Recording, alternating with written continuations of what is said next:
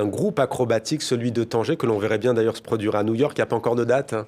On y a déjà joué. Ah ben voilà, c'est déjà fait, fait. c'est C'était fait. pas pour ce spectacle, Non, mais vous y êtes c'était pour déjà le premier allé. spectacle. Celui-ci s'appelle donc Fikr, réveille-toi. D'abord peut-être quelques mots. Comment est née l'aventure de ce groupe acrobatique de Tanger? Alors, en fait, j'ai créé la compagnie en 2003. Je suis partie d'un constat très simple.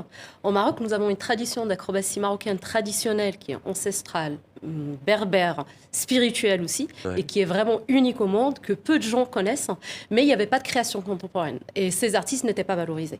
Donc, je suis partie de ce constat-là en me disant, voilà, j'avais envie de créer la première compagnie de cirque contemporain et aussi le mouvement du cirque contemporain qui n'était pas existant à l'époque au Maroc. Et c'est de là où est partie vraiment toute l'aventure. Alors nous sommes début décembre, les fêtes de fin d'année approchent à grands pas, alors forcément ça s'y prête, on a envie de voir ce genre de spectacle, on regarde sans plus attendre.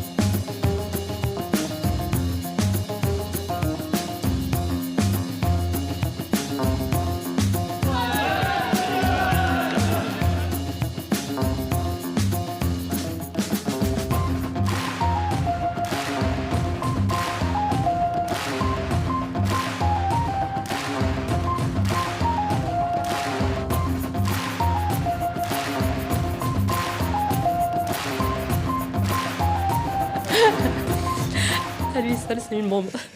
Voilà, avec DJ Dino et comme nous dit Sana El Kamouni, français, algérien, marocain, il réunit tout le monde et c'est très bien comme ça. Sana El Kamouni, question sur le choix des acrobates, puisque c'est vous qui avez piloté tout cela à travers tout le Maroc quand même, hein, parce que en fonction des spectacles, il y a des recrues, il y a des nouveaux arrivants.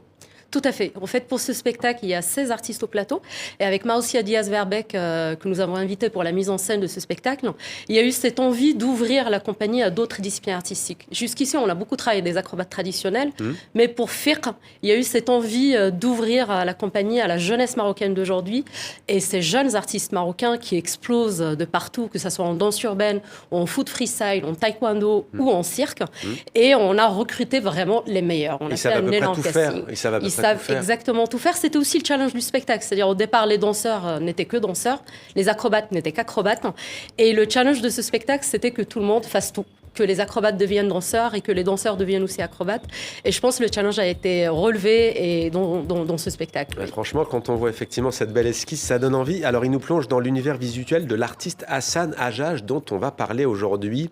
Racontez-nous l'univers de cet artiste. Alors, Hassan Hajjaj est un artiste photographe anglo-marocain qui nous a fait l'honneur, en tout cas, de collaborer avec nous pour ce spectacle. Pour moi, c'est vraiment le pionnier du pop art au Maroc. C'est quelqu'un qui détourne les marques. C'est quelqu'un qui aime le mot et qui joue avec les mots. D'ailleurs, le titre du spectacle Fikr, c'est une œuvre de Hassan Hajjaj. Et puis, il a un univers vraiment très coloré. C'est quelqu'un qui met en scène ses sujets avant de les prendre en photo, en détournant des objets qu'on retrouve vraiment dans les rues marocaines, que ce soit les caisses de coca devant l'épicier, que ce soit les nattes en plastique qui sont très pop, très colorées, que ce soit les boîtes de sardines. Il a vraiment l'art de sublimer l'ordinaire. Et donc, Hassan, c'est lui qui a conçu la scénographie du spectacle, mais aussi les costumes.